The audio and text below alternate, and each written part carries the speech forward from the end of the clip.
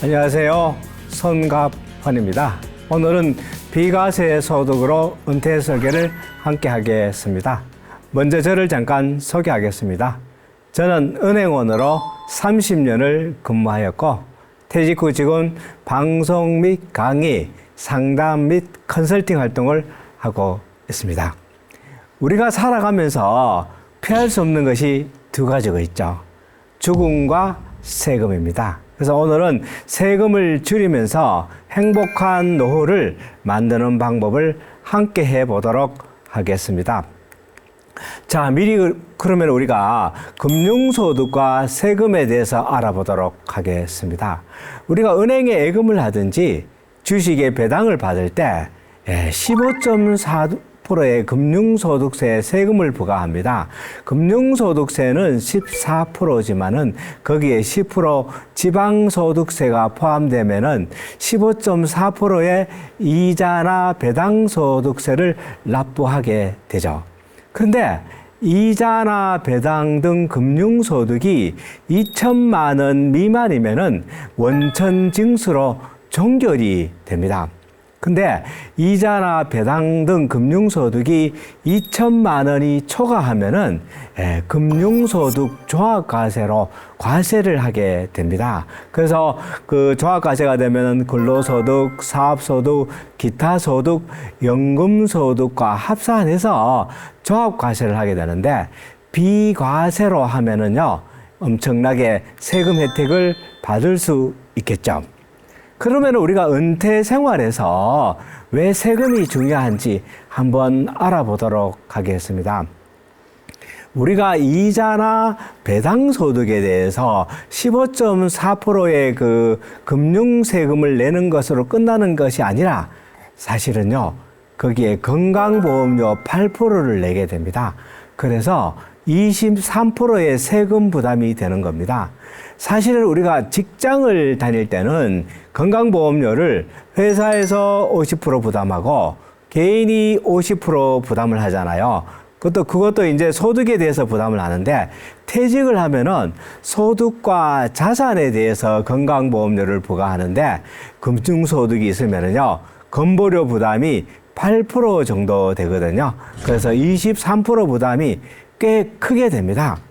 그래서 비과세 상품을 활용하면은요, 세금도 안 내고 건강보험료도 줄일 수가 있습니다. 왜냐하면은 비과세 상품에 대해서는 건강보험료가 없기 때문입니다. 그리고 또 절세 상품을 활용하면은요, 건강보험료 산정에서 제외됩니다. 절세 상품이라 하면은 대표적으로 연금저축과 퇴직연금, 개인형 IRP를 이용하면 됩니다. 그러므로 비과세 상품을 적극 활용하면 좋겠죠. 그리고 이제 그 건강보험료 부담에서는요, 우리가 퇴직하면은 각종 연금을 받잖아요. 거기서 국민연금, 공무원연금, 사학연금, 군인연금 등 공적연금은 내가 받는 연금의 50%를 건강보험료로 부담하게 됩니다. 예를 들어서 내가 한 달에 100만 원의 국민연금을 납부한다 그러면은 100만 원에 50%, 50만 원에 8%의 건강보험료를 부과하게 되거든요. 그래서 건강보험료를 아낄 수 있는 방법은 또 사적연금을 이용하면 되고요. 또 공적연금이 2천만 원이 초과된다 그러면은요, 그 자녀 명의나 배우자 명의로 건강보험료 피부양자로 등재할 수가 없거든요. 그러므로 또 비과세 소득을 활용해서 금융소득 종합과세를 피하고 또 건강보험료를 아낄 수가 있습니다. 자, 그러면은 이제 주식과 채권에서 발생하는 수익에 대한 과세에 대해서 미리 알아보도록 하겠습니다. 기본적으로 국내 주식과 채권의 매매 이익에 대해서는 비과세됩니다. 흔히 통상 보면 우리가 주식, 채권 매매에서 세금 내는 경우는 없죠. 근데 주식의 경우에는요, 대주주인 경우에는 양도소득세를 부과합니다. 대주주라 하면은요, 상장법인의 경우에 동일 주식에 대해서 지분이 1% 이상이든지 50억 이상의 그 금액을 소유하고 있으면은요, 대주주로 인정돼서 양도소득세를 부과하거든요. 그런데 개인들은 주식 매매 차익에 대해서 세금이 없습니다. 마찬가지로 채권도 매매 차익에 대해서는 세금이 없습니다. 그런데 주식에 대해서는 배당이 나오고 금융에 대해서는 이자가 나오잖아. 이자 소득세에 대해서는 배당 소득세와 이자 소득세에 대해서는 15.4%의 배당 소득세를 부담하게 되거든요. 그리고 주식의 경우에는요, 해외 주식을 매매할 때는요, 해외 주식 매매 차익에 대해서는 250만 원까지는 비과세 됩니다. 근데 250만 원이 초과되면은 초과 금액에 대해서 22% 양도소득세를 부과합니다. 그러면은 주식과 채권에 대해서 세금은 정리되었죠. 가능하면은 비과세 매매로 그 세금을 절약하면은 좋겠습니다. 그리고 참고로 브라질 국채 요즘 많이들 하죠. 브라질 국채는요, 채권이기 때문에 기본적으로 매매 차익에 대해서 비과세되고요. 이자나 배당 소득에 대해서 비과세됩니다. 왜냐하면요, 한국과 브라질이 조세 협약으로 통해서 비과세 처리되고 있습니다. 사실은 브라질 국채를 매매하면은요, 수익률이 한 14에서 15% 됩니다. 브라질 금리가 엄청 높죠. 거기다가 비과세 혜택을 받으니까 엄청 좋겠죠. 그러면은 그 건강보험료 부담도 없고 종합소득세 부담도 없겠죠. 근데 브라질 국채를 매매할 때는 환율 리스크가 있으니까, 물론 헤아라 환율이 오르면은 이익이 되겠죠. 헤아라 환율이 떨어지면은 손실이 발생할 수 있습니다.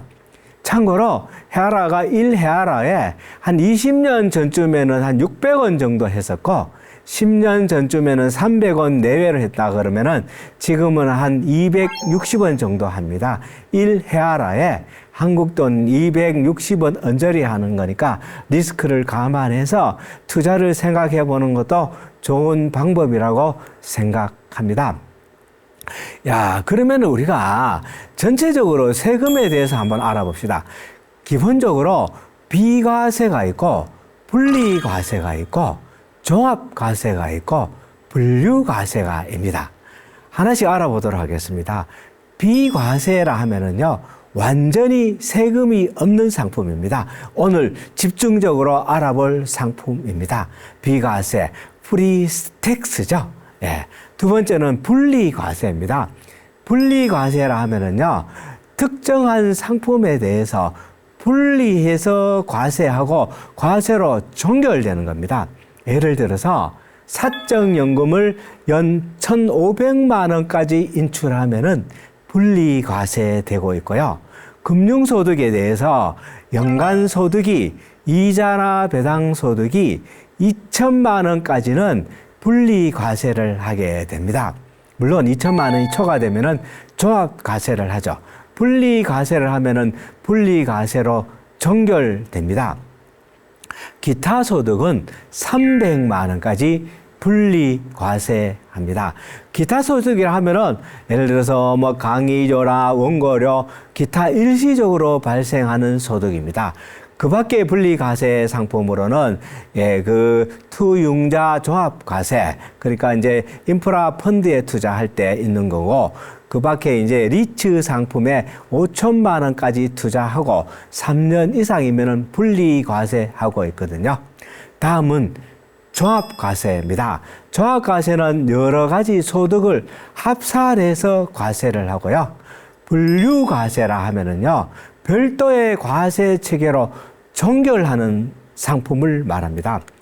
자, 그러면은 종합과세와 분류과세에 대해서 자세히 알아보도록 하도록 하겠습니다. 종합과세라 하면은요, 근로소득, 사업소득, 연금소득, 배당소득, 기타 소득에 소득을 합산해서 5월 달에 종합과세 신고를 하거든요. 그런데 내가 근로소득만 있다 그러면은 근로소득으로 연말 정산하고 끝나겠죠. 근데 근로소득 외에 다른 소득이 있으면은 종합과세 신고를 해야 됩니다. 금융소득도 마찬가지입니다. 금융소득이 2천만 원까지 있으면은 그걸로 분리과세로 끝나죠.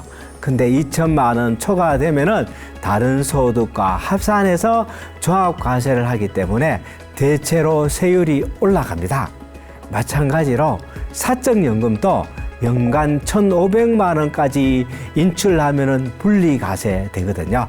초과되면은 종합과세 됩니다. 마지막으로 분류과세라고 있습니다. 분류과세는 대표적인 게 그 퇴직소득과 양도소득입니다. 퇴직소득과 양도소득은 소득이 형성된 기간이 오랫동안 시간이 걸렸잖아요. 퇴직소득은 퇴직금이 보면은 보통 10년에서 20, 30년까지 근무하면서 퇴직금을 받으니까 퇴직소득에는 별도의 과세 체계가 별도의 과세 체계로 과세를 하고 그것으로 종결하게 되거든요. 마찬가지 양도소득도 마찬가지입니다. 참고로 퇴직소득과 양도소득은요, 건강보험료가 부과되지가 않습니다. 건강보험료 산정 시 부과되는 소득은 이자소득, 배당소득, 사업소득, 근로소득, 연금소득, 기타소득입니다. 자, 그러면은 우리가 노후에 건강보험료 부담이 되는데, 물론 건강보험료를 줄일 수 있는 방법을 알아보도록 하겠습니다. 물론 비과세 소득으로 생긴 소득은 건강보험료 부담이 되지가 않습니다. 첫 번째로 건강보험료를 줄일 수 있는 방법은 바로 재취업 후 직장가입자로 되는 것입니다. 왜냐하면은 직장가입자가 되면은요, 소득에 대해서만은 건강보험료가 부과되죠. 또 회사에서 50%, 개인이 50% 부담하는 거니까 대체로 건강보험료를 줄일 수가 있습니다. 두 번째로는 임의 계속 가입 제도를 활용하는 것입니다. 임의 계속 가입 제도라는 것은 회사를 퇴직한 후에 3년 동안은요, 회사에서 납부하던 수준의 보험료를 납부하는 것을 임의 계속 가입 제도라고 합니다. 그래서 나중에 퇴직을 하면은 지역 건강보험료와 이미 그 직장을 다닐 때 건강보험료를 비교해서 직장 다닐 때 건강보험료가 낮다면은 임의 계속 가입 제도를 활용해서 건강보험료를 줄이면 되겠습니다. 퇴직 후 2개월 이내에 건강보험관리공단에 신청하면 되고요. 세 번째로는 건강보험료 피부양자로 등재하면 되죠. 대표적인 방법이 배우자나 가정 명의로 올리면 되는데, 이때 소득이 2천만 원 이상이면은요, 건강보험료 등재가 안 됩니다. 또 금융소득이 1,000만 원 이상이면은요, 건강보험료 부과가 되기 때문에 금융소득 관리를 잘 하고 소득이 2천만 원 미만이면은 건강보험료 등재로 건강보험료를 아낄 수 있다는 점을 잘 알고 있으면은 좋을 것 같습니다. 그리고 사적연금을 활용하면 됩니다. 개인연금이나 연금저축, IRP를 활용하면은요, 건강보험료 산정에 포함되지 않기 때문입니다. 그리고 비과세, 분리과세 상품을 활용해서 얻는 소득은 건강보험료 부담이 없습니다. 그리고 금융소득 발생 시기를 조절하면 되죠. 예를 들어서 은행에 예금을 해서 3년 만기였다. 그러면은 3년 이자가 한 번에 나오잖아요. 그렇게 되면은요, 건강보험료 부담이 늘어날 수가 있습니다. 차라리 배당소득이나 채권의 이자로 소득 발생 시기를 분산하면은 건강보험료 부담을 줄일 수가 있겠습니다. 그리고 건강보험료 조정 신청하기 제도를 이용하면 됩니다. 내가 갑자기 소득이나 재산이 늘어났다 그러면은 건강보험료를 조정 신청하게 됩니다. 왜냐하면은 건강보험료 조정 신청이라면은 소득이나 재산이 줄어들면은 줄어든 기준으로 건강보험료를 부과할 수 있도록 조정 신청을 하면 됩니다. 자, 그러면은 지금부터 비과세 상품을 알아보도록 하겠습니다. 먼저 대표적인 상품이 ISA. ISA들 다들 가입하셨죠? ISA를 가입 안 하신 분들은 반드시 가입하시기를 바랍니다. ISA는요, 개인 자산 종합 관리 계좌로 하거든요. Individual Saving Account라 해서 약자로 ISA라고 하는데요. 가입 대상은요, 전 금융기관에 1인 1계좌만 가입할 수가 있습니다. 은행에서도 가입할 수 있고, 증권회사도 가입할 수 있고요. 기타 거래하는 금융기관에서 가입할 수가 있습니다. ISA는요, 1인당 연간 2천만 원까지 납입할 수가 있거든요. 그러면은 5년까지 가입하면은 1억 원을 가입할 수 있겠죠. 근데 ISA는요, 한도 2월도 가능합니다. 그리고 3년 이상 유지때는요, 거기서 발생하는 이자나 배당 소득에 대해서 비과세 혜택이 있습니다. 좋죠. 세금을 안 내잖아요. 원금 범위 내에서는 언제든지 인출이 가능합니다. 인출하면은 물론 그 세금 혜택을 받지 못하겠죠. 물론 자기 돈이니까 중도해지도 가능합니다. 중도해지하면은 세금 혜택을 못 받습니다. 비과세 혜택을 못 받고 일반 과세를 적용받아야 하는 것입니다. 자, 우리가 ISA 계좌를 만들고 ISA 계좌는요, ISA 계좌 안에 예금, 적금, 펀드, 여러 가지 상품을 다 담을 수 있습니다. 물론 주식과 채권, ETF를 담을 수 있고, 은행에서 가입했다 그러면 예금이나 펀드나 파생 상품 등을 가입하면 되고, 증권회사에서 가입했다면 주식과 채권, ETF를 담으면 되겠죠. ISA는요, 일반형과 서민형 ISA가 있습니다. 일반형 ISA는 소득 제한 없이 19세 이상이면 누구나 가입할 수 있습니다. 그러므로 ISA가 없는 사람은 반드시 가입해서 비과세 혜택을 받아야 합니다. 그리고 서민형의 대상이 되는 분들은 반드시 서민형으로 가입하면 혜택이 많습니다. 서민형 ISA를 가입하려면요, 연봉이 직전 연도 총급여가 5천만 원 이하인 사람, 그리고 자영업자, 농어민 등 종합소득금액이 3,800만 원 이하인 사람은 서민형 ISA를 가입하면 됩니다. 근데 ISA 계좌의 혜택을 한번 보도록 하겠습니다.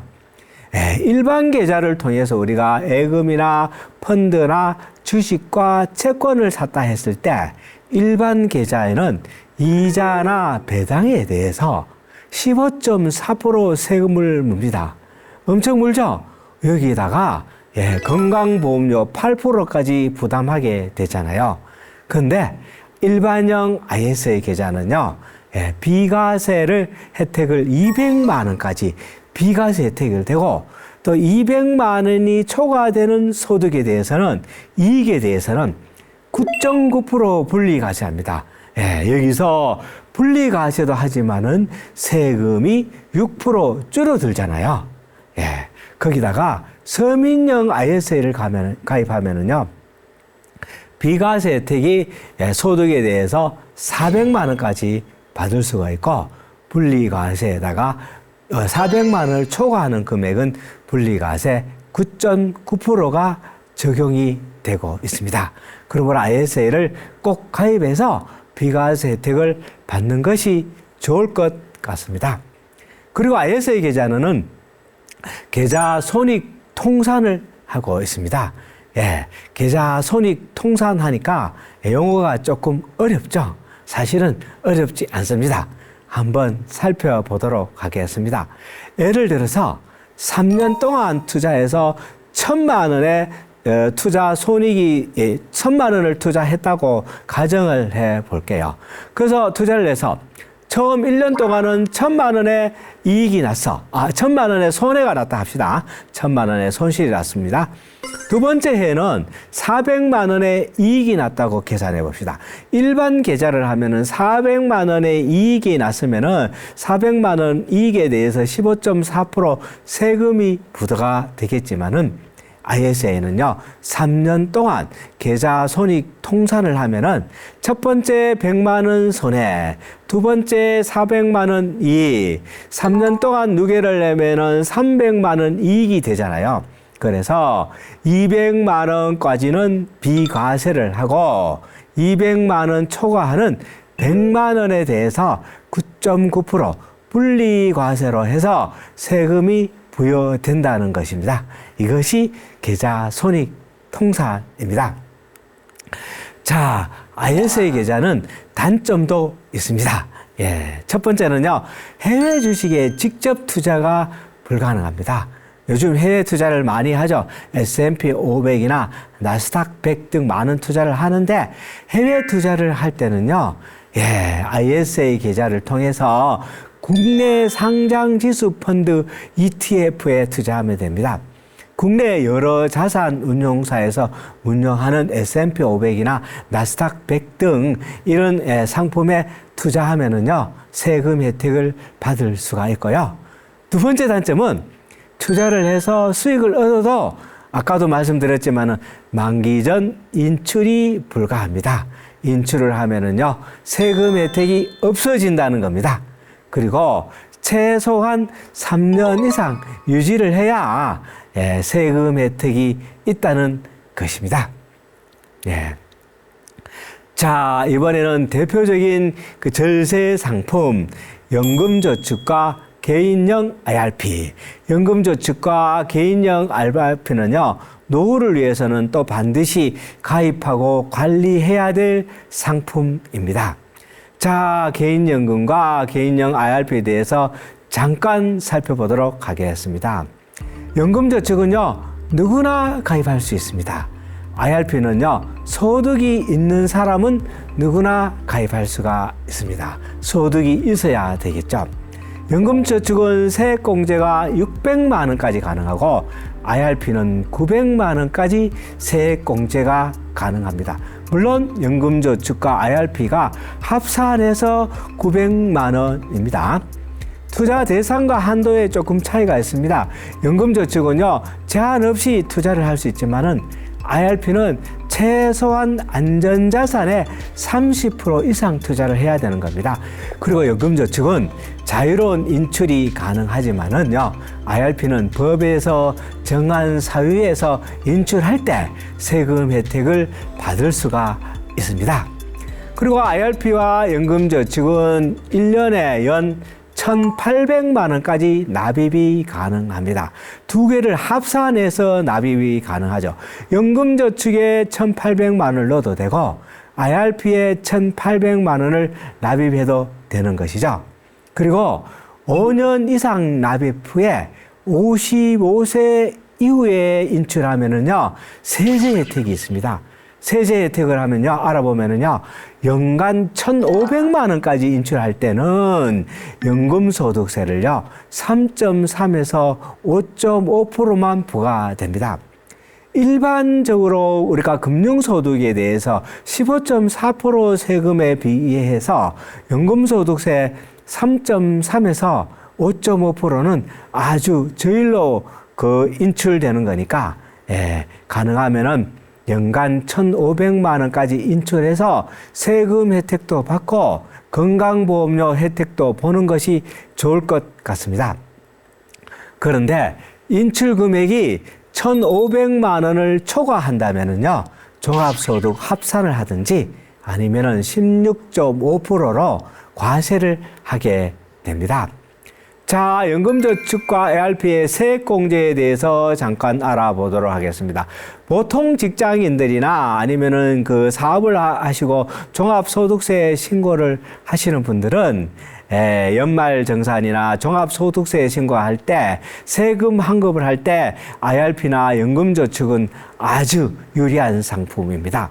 내가 총소득이 총급여가 5,500만 원 이하인 경우에는요, 900만 원까지가 우리가 납입 연금저축으로 세액공제 환입이 되는 거니까 900만 원에 16.5%를 곱하면은 148만 5천 원을 세금 환급을 받을 수가 있습니다. 연금저축과 IRP는요, 900만 원까지 세액 공제를 해 주거든요. 그런데 이제 연소득이 5,500만 원을 초과한다 그러면은요, 13.2%의 세금 환급을 해줘서 연 118만 8천 원의 세금을 환급 받을 수가 있습니다. 자, 그러면 우리가 세액 공제를 받지 못해도 IRP가 유리한 점이 있습니다. 잠깐 살펴보도록 하겠습니다. 왜냐하면 세액공제를 받지 않아도 원금에 대해서는 비과세이기 때문입니다. 언제든지 해지해도 연금으로 인출하면 세금이 없습니다. 두 번째로는요, 원금에 붙은 수익은 인출 시까지 과세 이연이 됩니다. 일반적으로 우리가 정기예금을 했다고 예를 들어서 가정을 해봅시다.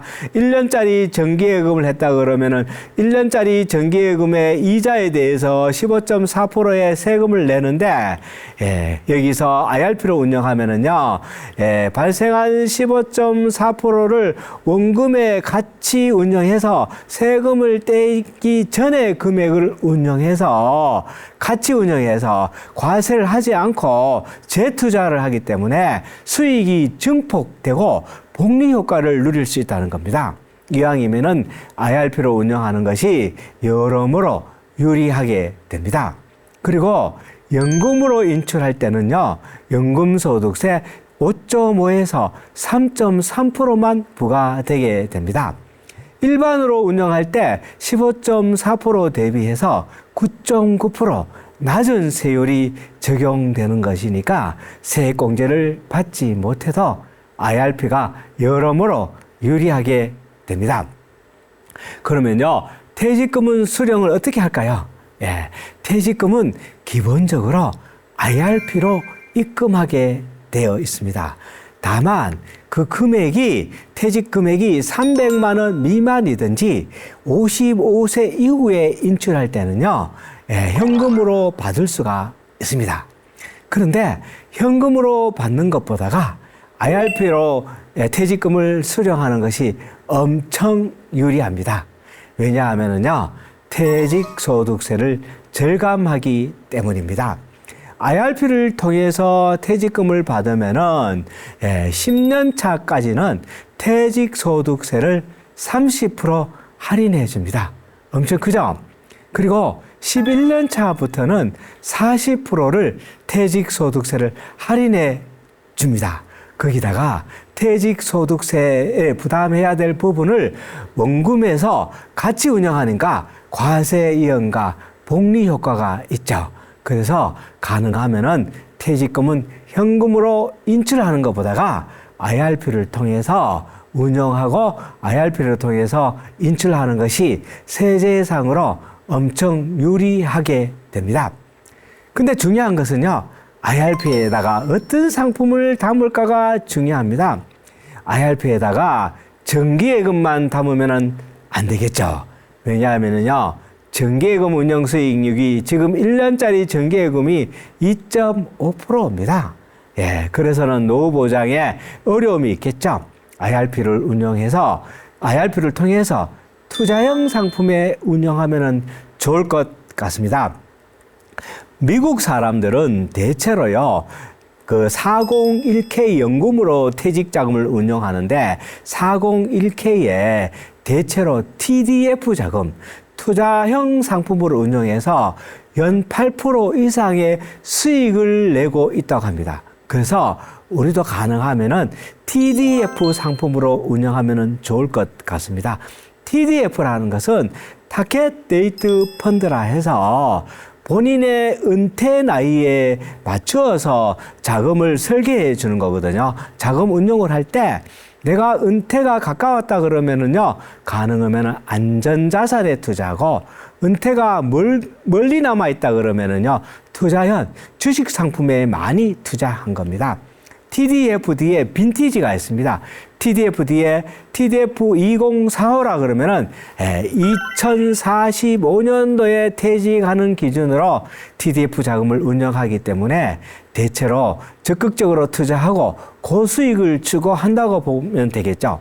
근데 TDF 2030 빈티지다 그러면은 2030년에 퇴직한다는 가정하에 퇴직금을 운영하는 거니까 주식과 채권 등으로 안전자산 위주로 투자하는 거니까 안전성을 추구하면서 수익을 추구합니다. 그러므로 IRP에는 가능한 한은 TDF나 그 수익과 적정한 수익을 추구하는 상품으로 운영하는 것이 물가 상승률을 해체할 수 있는 투자 상품 운영 방법이 될 것으로 생각되고 있습니다. 자, 이번에는 비과세 종합저축하고 저축보험에 대해서 알아보도록 하겠습니다. 비과세 종합저축은 누구나 가입할 수 있는 상품은 아닙니다. 가입 대상이 특정되어 있지만은 혜택이 참 많습니다. 가입 대상을 알아보도록 하겠습니다. 비과세 종합저축은요, 만 65세 이상인 사람은 가입할 수 있고, 또 장애인들이 가입할 수 있고, 국가유공자, 그 다음에 5.18 민주화운동 부상자들이 가입할 수 있고, 기초생활 수급자들이 가입할 수가 있습니다. 비과세 종합저축에 가입하면은요, 1인당 5천만 원까지, 저축원금에 5천만 원까지 비과세 혜택이 있습니다. 엄청 크죠? 비과세 상품을 통해서 주식과 예금, 펀드, 채권, 보험 등에 가입하고, 거기서 발생하는 수익에 대해서 비과세 혜택이 있으니까 해당이 되신 분들은 반드시 가입해야 될 것 같습니다. 그런데 비과세 종합저축이요, 2026년부터 가입 대상이 변경 예정입니다. 지금은 만 65세 이상인 어르신들이 가입할 수가 있지만은 내년부터는요, 기초생활수급자인 분들만 가입될 수가 있습니다. 65세 이상 어르신들이 가입할 수가 없습니다. 그래서 65세 이상 어르신들은요, 금년까지 가입하면 좋을 것 같습니다. 자, 그리고 이번에는 저축성 보험 비과세 요건에 대해서 알아보도록 하겠습니다. 대체로요, 보험은 장기 상품으로 가입하면은 비과세 혜택이 있습니다. 기본적으로 10년 이상 가입하고 그 금액이 1억 원이 안 되면은 보험 상품에 대해서 비과세 혜택이 있습니다. 일시납으로 보험료 1억을 납입하고 기간이 10년 이상이 되면은 비과세 혜택이 있습니다. 그래서 비과세 혜택을 찾으시는 분들은 보험 상품 10년짜리 가입하면 되겠죠. 두 번째로는 월납으로 150만 원 이하의 저축보험을 가입하고 그 납입 기간이 5년 이상이 되면은 비과세 혜택이 있습니다. 물론 계약 기간은 10년 이상이어야 됩니다. 기본적으로 계약 기간이 10년이고 그 금액이 1억 원 이하면은 보험 상품은 비과세 혜택이 있다는 점을 알고 있으면 좋을 것 같습니다. 그리고 종신형 연금은요, 종신형 연금이라 하면은 내가 사망 시까지, 죽을 때까지 연금을 받는데요. 여기는 무제한으로 비과세 혜택이 있습니다. 55세 이상이고 사망 시까지 연금 재원이 소멸되는 구조로 포트폴리오를 짜면은요, 종신형 연금보험에 대해서 비과세 혜택이 있습니다. 우리가 즉시연금 제도를 통해서 또 비과세 혜택을 받을 수 있는 방법이 있습니다. 즉시연금이라 하면은 내가 은퇴 자금을 목돈을 보험사나 금융사에 맡겨놓고 이 금액으로 노후를 설계하는 것입니다. 예, 확정기간형이라 하면은요, 그 중에서 내가 정해진 기간 동안에 10년이면 10년, 20년, 30년 동안 내가 연금을 받는 것이 확정기간형입니다. 확정기간형도 마찬가지로 10년 이상이고 금액이 1억 원 이하면은 비과세 혜택을 받을 수가 있고요. 상속형 연금은 내가 일정한 금액을 맡겨놓고 이 금액에 대해서 이자만 받다가 나중에 원금은 상속시키는 거거든요. 상속형 연금도 1억 원 이하면은 비과세고요. 종신형 연금은요, 비과세됩니다. 물론 종신형 연금은 내가 사망 시까지 연금을 받지만은 나중에 소멸되는 것이거든요. 이러한 구조로 연금을 받으면은 비과세 혜택을 받을 수 있고 금융소득 종합과세에도 제외됩니다. 종신형 연금이 좋죠. 그래서 은퇴 초반은 대체로 투자 상품을 해서 자산을 불리고 은퇴 후반으로 갈수록 종신형 연금으로 은퇴 설계를 하는 것도 좋은 방법이 아닐까 생각합니다. 그러면은 우리가 종신형 연금이 좋은데 종신형 연금을 어느 정도 운영하면은 좋을까요? 한번 생각해 볼 수 있겠죠. 대체로 은퇴 자산의 20, 30%는 종신형 연금을 가입하면은 좋을 것 같습니다. 왜냐하면요, 종신형 연금은요, 내가 죽을 때까지 받을 수 있으니까 장수 위험에, 요즘은 100세까지 산다고 했을 때는 장수 위험에 대비하는 아주 좋은 상품입니다. 물론 수익이 그렇게 높지 않은 것이 단점일 수가 있습니다. 그리고 중도 해지가 불가능합니다. 내가 종신형으로 연금을 받으면은 중도 해지가 불가능한데, 가만히 생각해 봅시다. 중도 해지가 불가능한 것이 단점이지만 장점도 될 수가 있습니다.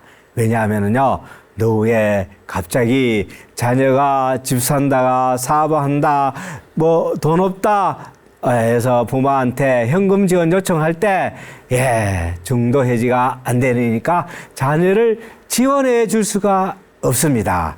장점이 될 수가 있습니다. 본인의 노후는 확실하게 보장된다는 측면에서 종신연금은 단점이자 장점이 될 수가 있습니다. 사망 시까지 연금을 받고 보험차익의 비과세가 되기 때문입니다. 오늘은 비과세 소득으로 은퇴 설계할 수 있는 방법을 함께 알아봤습니다. 이상으로 마치겠습니다. 감사합니다.